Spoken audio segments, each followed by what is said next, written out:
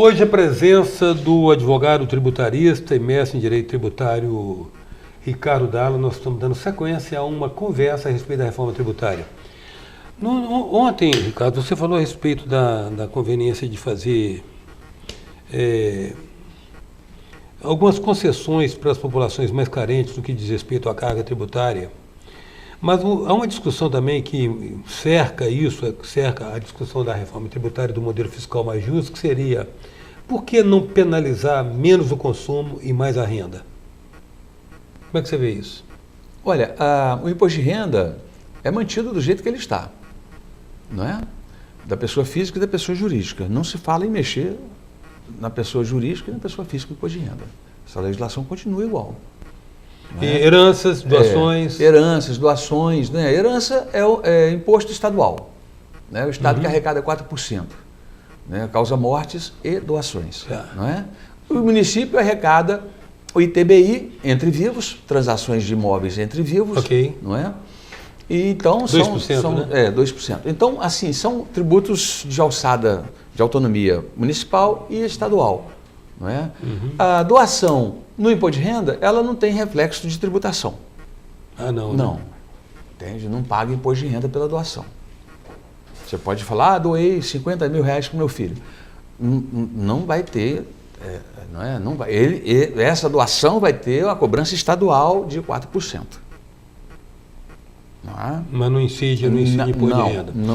Então não existe, então é falsa essa colocação do modelo ser definido assim, se aumentar a tributação sobre a renda, poderia se financiar o déficit público mais do que tributando o consumo. O fato... Os dividendos, por exemplo, dividendos. Dividendos, pois é outra questão de empresa, pagar dividendos aos sócios, acionistas, isso. Né? É outra questão que está sendo agora já mexida aí pelo governo Bolsonaro, né? Para a tributação dos dividendos. Né? Isso era uma válvula de escape para sair fora do imposto. Né? Então, veja só, nos Estados Unidos, você importa um produto, no desembaraço aduaneiro você não paga imposto. Você leva ele para o armazém da empresa importadora, não paga imposto. Você transfere esse produto para o distribuidor, não paga imposto. O distribuidor vende esse produto para a rede de supermercado, não tem imposto. Em toda essa cadeia não tem imposto, é lá no consumo.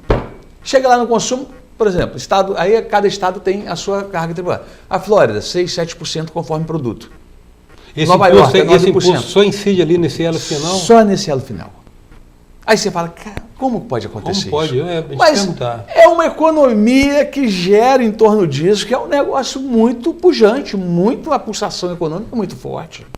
Você vê uma sociedade adquirindo bens, produtos, passeando, entende? Então, assim, inclusive na prestação de serviço, não é só sobre consumo de bens, não.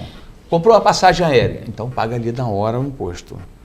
Prestou um serviço de psicologia, então paga ali na hora do imposto. Enfim, isso faz uma sociedade com menos problemas fiscais, toda essa cadeia, não é? Na verdade? Porque assim, a empresa, quando ela compra um produto, um telhado para fazer a sua construção, aí ela paga para a empresa que vendeu o telhado para ela. Entende? Então, há uma movimentação, uma circulação de riqueza muito grande, não é? No momento em que o consumidor final adquire o bem. Eu, você, pessoas físicas ou pessoas jurídicas. Isso faz da economia americana uma grande potência mundial. Essa simplificação. Aí não tem portaria circular, não tem um Estado com 600 fiscais de ICMS batendo na porta do contribuinte. Entende? Tudo uma máquina pública mais enxuta. Aqui é impensável. Menos problemas para o judiciário resolver. Aqui é impensável cogitar isso, né? O caminho é esse. Pela lógica de financiamento do Estado, que é caro e que parece que existe mais para se financiar propriamente do que entregar benefícios à sociedade. Tá aí um problema então histórico. Nós vamos ter uma meia sola então aí, não teremos uma reforma.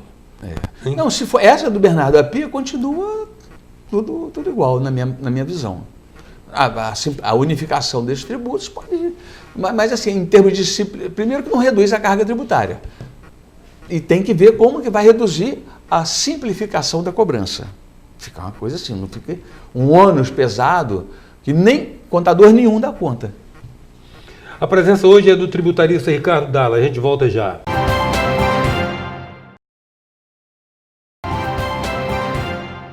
Voltamos com a presença do advogado tributarista e mestre em direito tributário Ricardo Dalla. Ricardo, quer dizer do que você coloca então, é falso o dilema da tributação de consumo versus tributação da renda como o modelo fiscal mais justo. Não faz muita diferença nesse caso. Não sei que aumentasse a alíquota do imposto de renda mais ainda. Que já é alta, não é? Que já é muito alta. Agora, e a questão que está se colocando agora, que parece que... Eu não sei particularmente qual é a condição do Estado. Houve uma época no Espírito Santo que a gente desejava que a tributação fosse na origem. Depois nós passamos a gente desejava que a tributação fosse no destino. Depois passou a desejar que fosse na origem. Como é que você vê essa questão da tributação na origem e no destino? E no caso, a realidade do Espírito Santo, em função desse critério? Esse critério é um critério de alta complexidade, na medida em que o Espírito Santo tem uma alíquota de 12%, internamente é 17%, 12% quando envia e recebe de outros estados. E os estados do Nordeste têm 7%. Né? Então, há aí uma outra questão, que é o diferencial de ICMS. Se eu estou trazendo uma mercadoria do Nordeste aqui para o Espírito Santo, vamos supor que seja uma televisão fabricada lá, ela vem com 7%, eu tenho que pagar ao Estado mais 10%. Isso é super confuso. Também confuso, isso implica em sonegação, implica em nota fiscal fraudulenta, transferência de barreiras entre estados, fiscais poucos comprometidos com o espírito republicano. Não é? Então você tem aí uma dificuldade. Como também nessa questão origem e destino, você tem a figura da substituição tributária, do ICMS, que é uma outra loucura que existe aí. Você antecipa o recolhimento, né? E garantido pela Constituição, que é pior ainda. Isso sim precisava entrar na reforma tributária, porque deu tanta polêmica isso lá no passado, há 20 anos, que os estados pressionaram o Congresso, que fez uma emenda constitucional no sentido de garantir na Constituição que a substituição tributária ela era constitucionalmente aceitável, estava dentro da Constituição, prevista. Então, assim, a concessionária de veículos, antes de vender o veículo para você, já recolheu lá quando comprou o veículo da fábrica.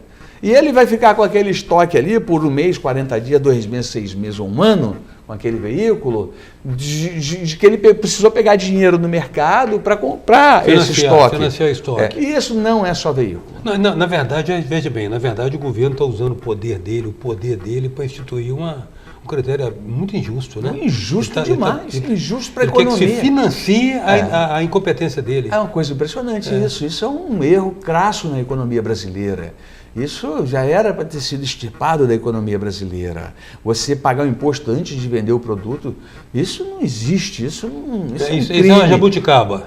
Isso é uma coisa horrorosa. Uma coisa brasileira. Então, assim, isso, as empresas precisam ir mais ao banco, ficam mais inadimplentes com o banco, o banco vê que a sociedade está quebrada, cobra mais juros, porque o risco é maior de emprestar o dinheiro. O próprio governo compete pegando o dinheiro, né, botando seus títulos para o banco comprar e pagar mais juros. O que você acha que são os pressupostos que uma reforma decente deve contemplar? Que pressupostos uma reforma tributária decente, digna do nome? Simplificação, unificação. Simplificação e unificação. Simplificar é reduzir o número de normas, regulamentações, leis. Você criando um imposto só, você tem que ter uma única redação de texto. Chega desse emaranhado de portarias, instruções normativas, pareceres normativos, circulares. Isso vai modificando a base de cálculo, modifica a alíquota, modifica o conceito do tributo, o fato gerador. Isso vira um pandemônio na sociedade. Não tem empresário, não tem contador, não tem tributarista que dê conta do recado. Não é? Tá bom, enfim, mas a resistência é muito grande, porque, olha, você tem aí 540 mil contadores no Brasil que dependem dessa prestação de serviço para o empresário. Ou seja, aí começa a entrar os interesses corporativos. Tem 1.300.000 advogados no Brasil. Não vou falar só dos contadores, vamos falar da minha turma também. 1.300.000 advogados que também vivem dessa questão. O problema que o Estado causa e que a sociedade precisa de advogados para defendê-los. Não é? Vamos cortar na carne mesmo, vamos falar a verdade. Não é? Então, você tem assim uma máquina pública, são 5.572 secretarias municipais de fazenda, com estrutura de pessoal que ganham muito bem, em geral ganha muito bem, especialmente grandes capitais e municípios de médio porte, não é? E estruturas com muita gente trabalhando, estruturas com 60 pessoas trabalhando, com 40 pessoas, com 200 pessoas trabalhando. Então isso é um peso para o contribuinte muito grande para pagar. Na medida, no Estado, são 27 estados e um Distrito Federal, arrecadando ICMS, ITCMD, IPVA, não é? Isso aí, eu não sei, eu acho que o Espírito Santo deve ter em torno de 400, 500 fiscais de ICMS, né?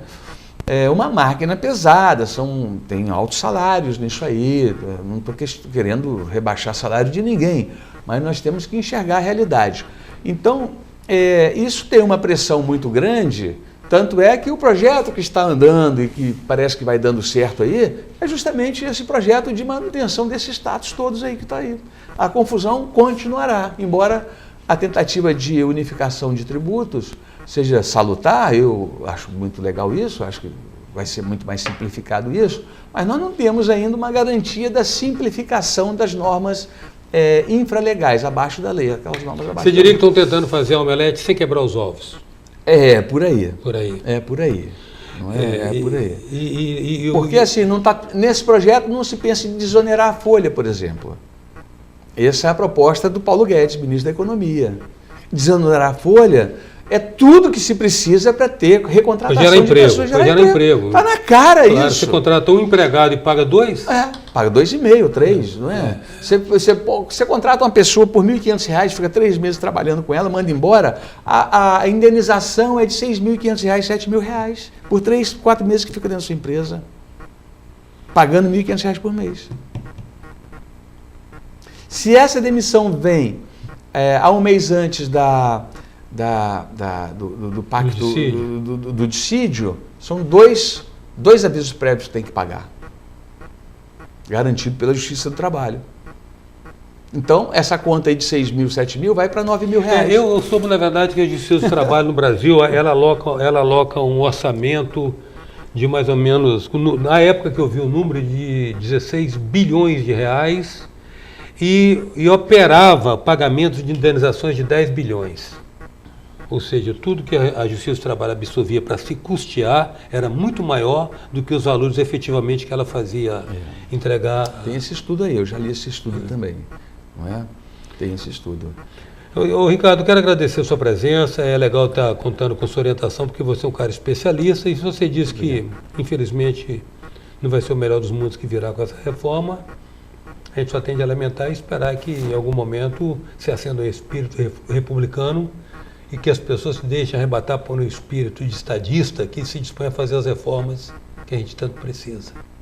Isso mesmo. E só para completar, a história do imposto único, ela é muito tentadora realmente, não é? Sim. Ela é muito justa, ela é simples, funcional, é direta, não é? E antes tinha o medo da CPMF, que era meio que início de um imposto único, a CPMF, não é? Tanto é que não foi reeditada, na medida em que a CPMF entregava as grandes movimentações. E ela, na época também ela era apenas mais um imposto. Era mais um imposto, exatamente. Então era o 0,38%, não é? E então ela não foi reeditada, o governo Lula perdeu essa questão no Congresso, e foi uma derrota muito significativa e muito humilhante para o governo Lula na época, porque o grande capital, ninguém queria deixar uma válvula de demonstração da real circulação de dinheiro dentro da pessoa física ou da pessoa jurídica, né? Mas hoje está aberto aí pelo sigilo fiscal, a quebra do sigilo fiscal, não é? Tá aí, tá tudo aberto isso. Então, ela é uma proposta muito tentadora, a proposta do imposto, se a gente quer pensar num país realmente. Agora, no imposto único também continua existindo o imposto de renda, pessoa jurídica e pessoa física. Continua existindo o IOF, sobre operações financeiras. não é? E aí o imposto único, só para completar então a informação, o imposto único, assim, você tem, no momento da economia, vamos supor que a construção civil está muito bem, e o setor hospitalar está muito mal. Vamos imaginar uma situação, ou vice-versa. Então você tem que ter o ajuste de freios e contrapesos para não sacrificar o setor hospitalar com 5% do imposto único, vamos dizer que seja essa alíquota, não é? Então você tem que também começar a ter mudanças, já que os hospitais estão com dificuldade, vamos diminuir para 4,5%, para 4% o imposto. Calibrar, né? Então você começa a ver que nunca será efetivamente um imposto único. Ele vê essa calibragem do Estado com as empresas. Daqui a pouco é a construção civil que está muito mal, tem que reduzir a construção civil, o imposto único da construção civil. Então essa calibração acaba não sendo nunca mais imposto único, porque começa a ter variações aqui e ali. Então, essa que é a situação de complexidade que vivemos. Grato, Ricardo, pela sua presença. Obrigado, viu? A honra é minha estar aqui nesse programa maravilhoso, presença, não é? Tomando aqui um chazinho especial, não é? E parabenizar esse brilhante jornalista que você é. A presença hoje do advogado tributarista, mestre em Direito Tributário, Ricardo Darla. Até já.